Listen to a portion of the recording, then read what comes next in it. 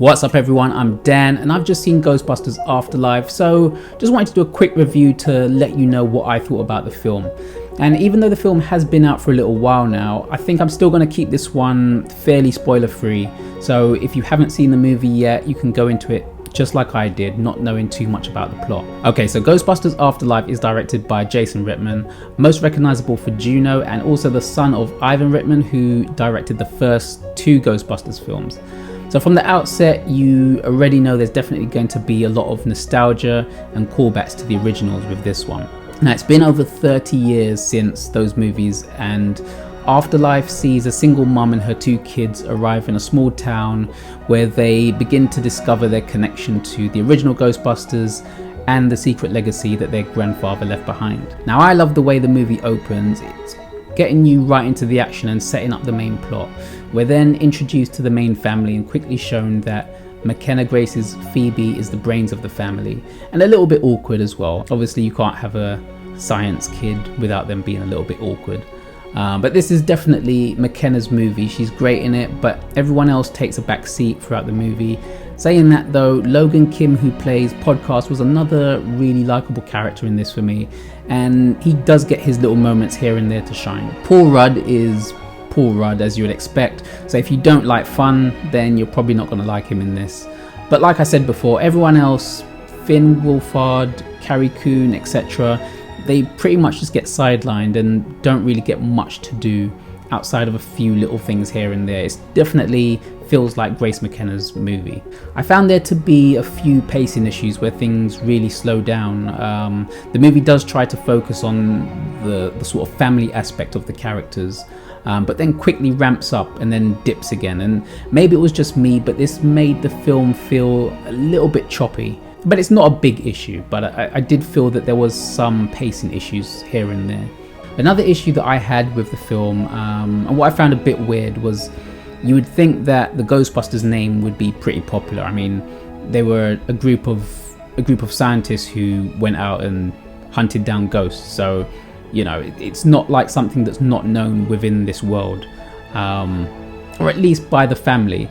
But they all seem pretty oblivious to anything to do with the old team. They do go some way to try to explain why that is and why the Ghostbusters no longer do what they do, but outside of Rudd's character, who seems to be a super fan, pretty much everyone doesn't seem to know about the Ghostbusters or believe in ghosts or even remember a giant marshmallow man. Okay, so although this can sometimes be hit and miss, what I did love about the movie was the familiarity that it brought with it. Hearing the Echo 1 siren blasting as it speeded around the small town, or seeing the proton pack in action, brought back lots of good memories.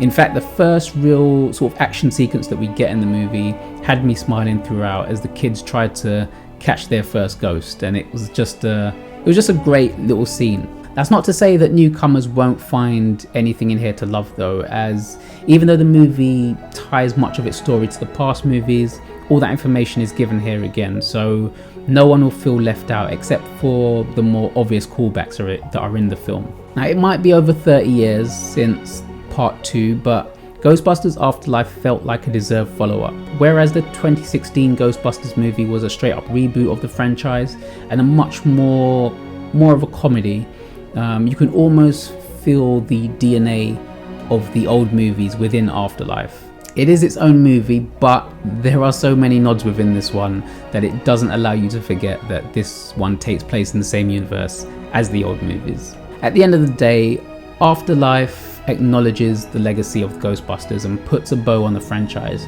creating a trilogy with this movie, and neatly wraps things up whilst at the same time leaves the door open for things to happen in the future. I really liked Ghostbusters Afterlife. I think it does more right than it gets wrong.